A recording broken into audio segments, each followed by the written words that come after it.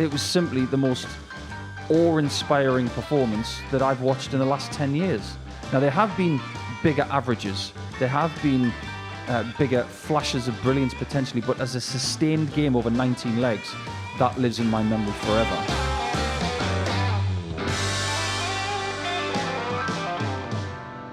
Hello, welcome along to the latest edition of the Story of series here on Pluto TV, where we delve into the careers of some of the greatest players to have ever thrown a dart. Today we have a look back at the career of the Ferret, Jonny Clayton, the former World Grand Prix, Premier League, and basically anything that was won in 2021 champion. That was the year of the Ferret. The asset is with me to talk all about him. Now, Jonny's somebody that you know fairly well. You would have spent time on tour with him, would have shared management staff, things like that with Jonny over a period of time. Everybody says about Jonny, he's one of the nicest guys in this sport. How true is that? It's 100% true. I think the evidence is that everybody who speaks about him, they say exactly the same. There's a difference between a competitor and a person a lot of the time in this sport. With Jonny, it's not. You don't have a Ferret, and you don't have a Jonny Clayton. You have Jonny Clayton who plays darts. And he removes pressure from situations by being okay with the worst case scenario. But he hasn't had a great deal of worst case scenarios over the last 5 years because he's been vastly successful. He's very much an old school player in the respect of how many times do we hear players say, if it goes, it goes, if it doesn't, it doesn't. Of course, Jonny's got this big will to win, but he's not somebody that either side of the coin, win or lose, you'll ever see a change of reaction from. I've seen a couple of times where maybe he feels he should have won and didn't, but it lasts about 10 seconds. He's able to get over it and say, do you know what? I can go home to my family, I can go back to Pembrokeshire and have a great life. I've done brilliant things, but don't let that fool you. He still has a lot to offer this game, even at the age of 50. He's been playing darts a long time, and for the longest time, he was someone who was working very, very hard for the council as a plasterer. He had a very solid job, but was able to explore the talent that he had at different levels. So locally, as far as county darts is concerned, the first time I was ever in a room with Jonny was back in 2010 when he was playing for Pembrokeshire alongside Julie Gore, a fabulous Welsh lady player who did win the World Masters. And at that time, if Jonny Clayton passed you in that room, a lot of people would say, oh, that's Jonny Clayton, he's pretty good. Nowadays, if Jonny passes you, it's, wow, it's Jonny Clayton. It's amazing how things change in a little space of time, but from around about 2010, he would kick on, become a Welsh international, be someone in the Welsh squad that was very dependable, and people really liked him immediately, and his growth in the sport was quite gradual up until around about the time of the pandemic. And I think it is fair to say that he was a bit of a late bloomer when it came to the sport. Obviously, he played rugby as well, a little bit like Going Price, maybe not to the level of Going Price, but he had other sports as well as darts, which were priorities for him. I think you've got to look at Welsh darts as a cultural thing. Some people these days, they come into the sport quite young and they want to be professionals very young. That wasn't always the case. Jonny almost fits into this old blueprint of local, county, international, maybe play a few tournaments and spread his wings that way. But the PDC was really starting to get traction when Jonny was, coming through. And he didn't put all of his eggs in one basket. He didn't say, right, let's put the job to one side for a year or two and let's see if we can give this a go. He had a family to support. The guy's got a mortgage. He's got responsibilities. This is the old school way. If you had 1 year on the Pro Tour before the tour card system came around, you might think, do you know what, it might be worth the gamble alongside doing a full-time job. But some people aren't willing to take that 100% risk. And I think the way that Jonny played it up until the point where he said, you know what, I'm going to have to jack this in, he played it perfectly.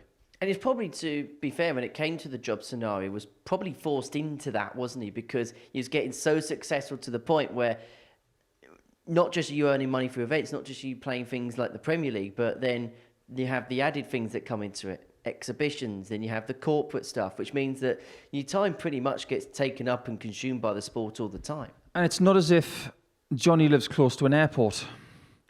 You see him at Heathrow Airport and you already know that he's had to drive 3-4 hours to get there. And you got to remember, he's got to drive 3 or 4 hours to go back because he's got a home in Pontyberem. It's where he belongs. He's not going to move. I remember speaking to Keegan Brown about this very issue. He lives in the Isle of Wight. And I once approached him in a practice session in Milton Keynes and said, why don't you move to the mainland, Keegan? Surely it's easier. And he said, well, if you get the best weather in the UK, why would you move? And at that point, I didn't ask anybody about their location again because I thought everyone's got their reasoning for why they are where they are. Pontyberem is home.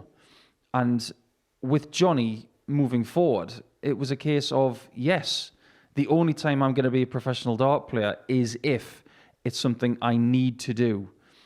I think he enjoyed the separation from darts to work. I remember speaking to Mark Webster about him being in the Premier League, and some weeks on Tuesdays, he'd be a plumber to take his mind off everything to do with darts. Being under a sink or behind a bath or something like that, or fitting some sort of appliance, for him was a detachment. And maybe that's what plastering was for Jonny in the early days. In terms of his actual PDC career, we saw him qualify for the Grand Slam around about 10 years ago. That was kind of the first time we saw Jonny. And I think it's fair to say at that point that perhaps to a lot of armchair viewers, he was a relative unknown. Yeah, I think so. Your hardened darts fan would know who Jonny Clayton is because they'd do their digging. They'd go through their Darts World magazines and say, oh, I remember him playing in that international series and that kind of thing.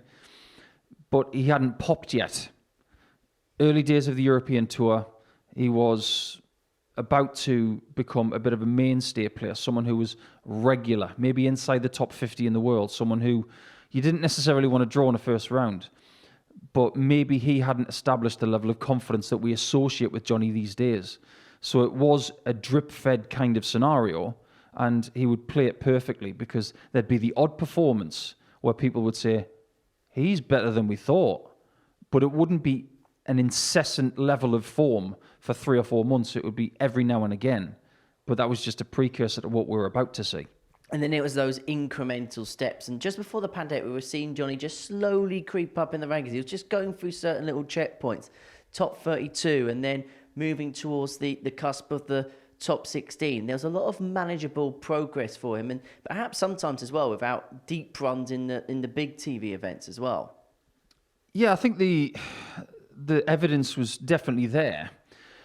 And when certain people are about to do what they're about to do, one of the best people to ask is Gary Anderson, because you think about who's going to be the next hot tip, who's going to be that next dependable Pro Tour player. Ask Gary, because every time you ask Gary, he gets it right. He talked about Ryan Searle, he talked about Jonny Clayton, he's talked about Michael Smith, he's talked about Chris Dobie. What more do you need to say? We're talking about Premier League players and really good top 10 guys. So Gary sees something in people well before most other people do. But we all sort of knew that Jonny was going to do something. We just didn't think it would be maybe to the degree that we have seen over the last 5 years. Then COVID happened. We'll talk about the year of the ferret in a second. But for Jonny, in terms of COVID, was that a time where he was able just to, maybe because life was a little bit different, you're not able to do as much, you weren't able to do as much, and maybe work dried up a little bit, and one of the few things you could do was get on a practice board day in, day out. Was that perhaps a contributing factor to what we were about to see next? I think it's the other way. I think a lot of people, when they talk about the COVID times, they focus on what they did. I mean, Michael Smith lost weight, and Luke Humphries went through a bit of a transformation. With Jonny, I think what he revelled in was a lesser schedule. Now, after March 2020, he probably spent a lot of time with his family over the course of the next few months and was able to re-establish goals. And you'd have to ask Jonny what the exact mentality was going through the middle of that year. But that's my interpretation of it. I've met some of his family. They're just incredible people. So they, even though the times were hard, they're the kind of people that see the glass is half full, even always full. So spending more time together and giving you that ability to say, you know, I don't have to work as much. I don't have to travel as much. Maybe it stoked the hunger to see what he could possibly do when he was approaching the age of 50. And he would move on into different areas. And after the break, we'll be discussing the year of the ferret, some of his successes over the last few years, and possibly what is next for one of Wales's best ever players, Jonny Clayton.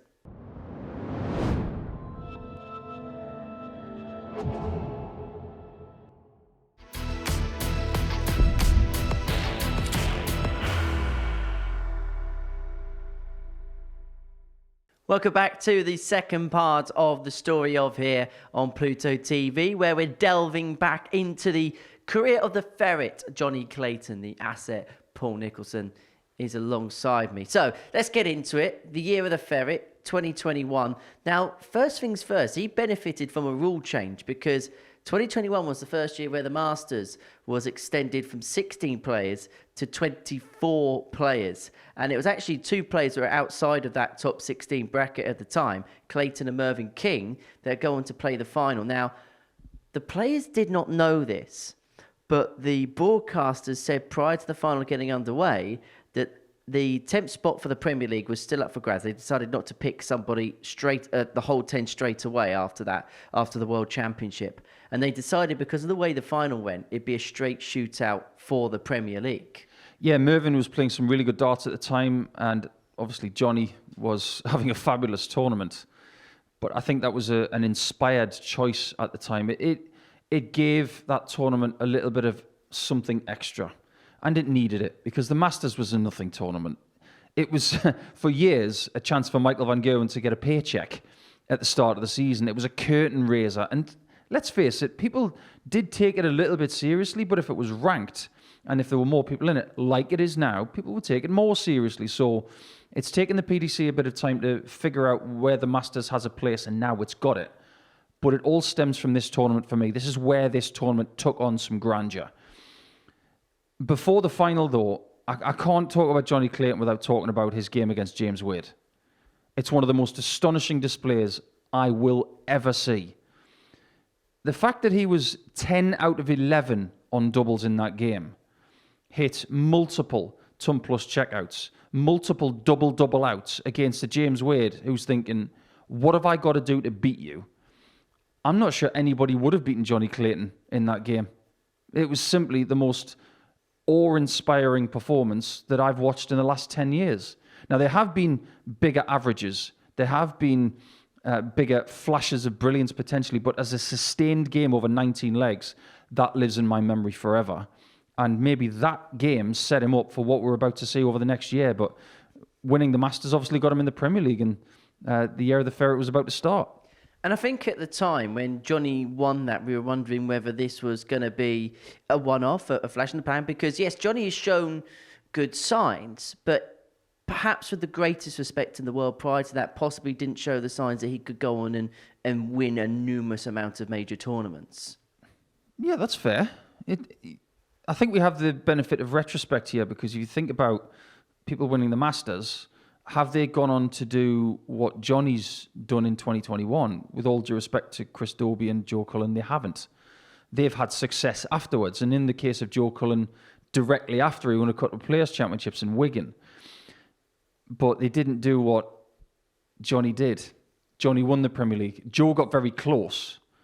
Chris Dobey got in the Premier League but didn't make the playoffs. What Jonny did was just that little bit extra special. And it's amazing what confidence can do for somebody. We've seen it with players in the past. When Michael van Gerwen won the World Grand Prix in 2012, he'd become a monster. Jonny Clayton was a monster in 2021, and nobody wanted to play him that year because he was simply that good and that confident. He'd figured out a formula for success, and it worked all year long. And then the Premier League, it was a weird Premier League. It was COVID times. It was played behind closed doors. It was actually played over consecutive nights. So it was played over a cycle where you'd have a chunk of Monday, Tuesday, Wednesday, Thursday, or something along them lines where you play consecutive nights. It was such a different feel to the competition, which probably caught the more experienced guys off guard. But for Jonny, I suppose he would have known no different. Very true. I think some of those Premier League players were kind of used to it by now, because we'd done things in 2020 like the summer series, the autumn series in Niederhausen, and we did the winter series in Coventry, where you'd play consecutive days, 3, 4, 5 days, in fact. So it didn't feel that different to some of these players by this point. But by the end of that Premier League, we just started to welcome fans back. And I think if you speak to Jonny, one of the best things about winning that Premier League is he was able to do it in front of fans. Mm-hmm. And if you compare that to the thoughts of maybe Glenn Durrant, who won it without fans behind him, there is a difference, because you want to be able to celebrate the biggest paycheck of your career in front of a grand audience. It wasn't the biggest audience. It wasn't the O2. It wasn't anywhere else that was a big stadium-style atmosphere. But at least he was able to do that against Jose de Sousa in front of the fans. And his celebration said everything. It was just an outpouring of relief. And again, both him and Jose won debut, because Jose won the Grand Slam in the November of the previous year. And a lot about that Clayton campaign was superb. He had a 9-darter on the way. He won that final against Jose. And I suppose that, to a certain extent, was perhaps as impressive, not more impressive than the Masters, because he was able to back up. And at this point, the conversations about Jonny were getting really, really serious. Yeah, the conversation that we were talking about was how good he was at winning unranked tournaments. The Masters, not ranked. Premier League, not ranked. And all of a sudden, this conversation circulated of, if those tournaments were ranked, where would he be in the world? He was on the cusp of the top 16. He wasn't in the top 10 in the world, when people were saying there aren't many better players in the world than him right now. And this is a time where Gezi Price was really starting to find his form, and he was the world champion. And Michael van Gerwen was still strong, and many, many other players. But Clayton, he was the danger man, and he still wasn't a top 10 player because these tournaments weren't ranked. He'd go on to win further ranked tournaments and, obviously make the World Match Play final in subsequent seasons. But at the time, he was the master of winning the unranked tournament. He'd also do so at the World Series finals, but then the big one, the biggest title of his career, the World Grand Prix. Not just did he win it, but he beat his fellow countryman, the world champion, the world number one going prize. He didn't just beat him, he comprehensively demolished him, if the truth be told. Yeah, in that final, it was very similar to the Wade game from the Masters. I think the expression of Price at times in that final was, I'm the world champion, I'm supposed to be the best player in the world, and I can't lay a glove on you. That Jonny Clayton performance maybe ranks as his best ever game. I don't know what he thinks his best ever game is, but to a lot of people who watched, they thought, he can't play much better than that. His finishing was off the charts. And that's been his biggest key to his success. He's not the biggest 180 hitter. I think even that has improved over the last couple of seasons. But his finishing numbers and his ability to take out combination finishes like 25, 1-2-1, and the odd other check out on the bullseye, that is why he is as good as he is. We called 2021 the year of the ferret. The World Championship didn't quite work out. And since then, we've seen good stuff from Jonny without perhaps that extra big title to his name. Well, 2 World Cups isn't too bad. Mm-hmm. I mean, again, unranked, which is kind of funny. But I think his ability to amass what can now be called a Hall of Fame career in waiting, because he's only 50, he's still got more years ahead of him. I think if he was to set himself a goal, I've done some numbers about this morning. He's got 15 PDC titles to date. Colin Lloyd's got 24. I think sometimes you've got to set your stall out and say, I want to beat a certain player.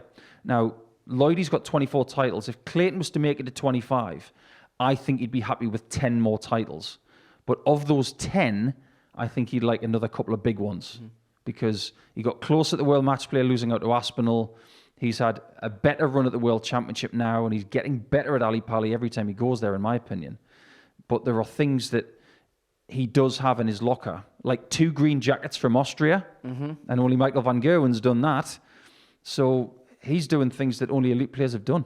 And the pride he had when he won those World Cups would go, and they are a formidable team, obviously really good mates off the hockey. When we look back at the history of that tournament, are we going to look back at them too and say that they're probably one of the best pairings there's ever been, up there with the Taylor-Lewis, the MVG Barneveld type pairings that we've seen over the years? Yeah, there's no probably about it. I mean, they could have won 3. They lost to Australia when Damon Heta and Simon Whitlock won in 2022. But to make 3 finals as a pairing That's extraordinary. That does not happen over the course of time to many people. The Netherlands and England with Lewis, with Taylor, with Barneveld and Van Gerwen, that's who you're talking about, that kind of group. If you compare them to someone like the Hybrex boys, they're better because they've won it and they've won it multiple times. Great pairings that work together, and I can see them playing for Wales for quite a few years to go. They are a stunning pair. And in summary, how would you round up the career of Jonny Clayton so far? Unfinished. Nobody wants Jonny Clayton to finish up. He might be 50, but he's easily got another five to 8 years in him. He's now inherited the title from Steve Beaton as the nicest guy on the circuit. And for a long time, that was Andy Smith, but Andy wasn't winning the same level of titles as Jonny has. And he's the Welsh number one. For how long, I'm not sure, because Price wants it back. And it's a nice narrative to see two people going at it in a nice way. Nico, thank you. Thank you for watching the latest edition of The Story of here on Pluto TV. Do stay tuned for more episodes coming soon.